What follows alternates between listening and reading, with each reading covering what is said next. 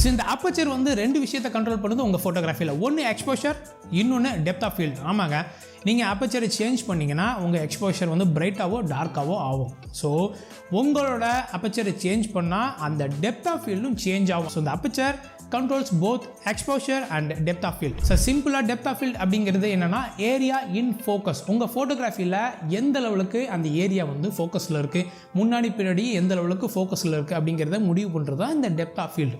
So more depth of field, more in focus.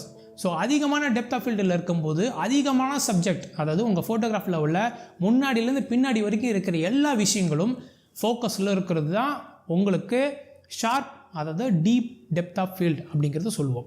So இந்த shallow depth of ஃபீல்டுனா என்னென்னா, இப்போ இந்த கடந்த ஒரு 10 வருஷமாக பயங்கரமாக மக்கள் விரும்புகிற ஒரு விஷயம் பிளர்ராக இருக்கணும்.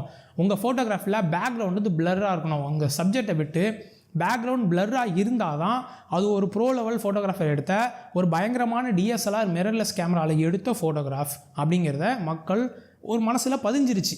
ஸோ அது வந்து தான் அந்த ஷாலோ டெப்த் ஆஃப் ஃபீல்டு அப்படிங்கிறத நம்ம சொல்லுவோம்.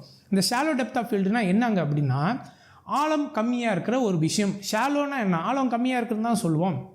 ஸோ அந்த மாதிரி ஒரு மங்கலான ஒரு விஷயம் தான் இந்த ஷாலோ அப்படின்னு சொல்லுவோம். ஸோ உங்கள் சப்ஜெக்டை விட்டு ரொம்ப பின்னாடி இருக்கிற விஷயமும் உங்களை சப்ஜெக்ட் விட்டு ரொம்ப முன்னாடி இருக்கிற விஷயமும் மங்களாக தெரிகிற ஒரு பிளர்ரான ஒரு போக்கா எஃபெக்டில் தெரிகிறது தான் இந்த shallow depth of field. So உங்கள் அப்பச்சர் நீங்கள் சேஞ்ச் பண்ணும்போது உங்களுக்கு டெப்த் ஆஃப் ஃபீல்டு சேஞ்ச் ஆகும் நம்ம சொன்னோம்.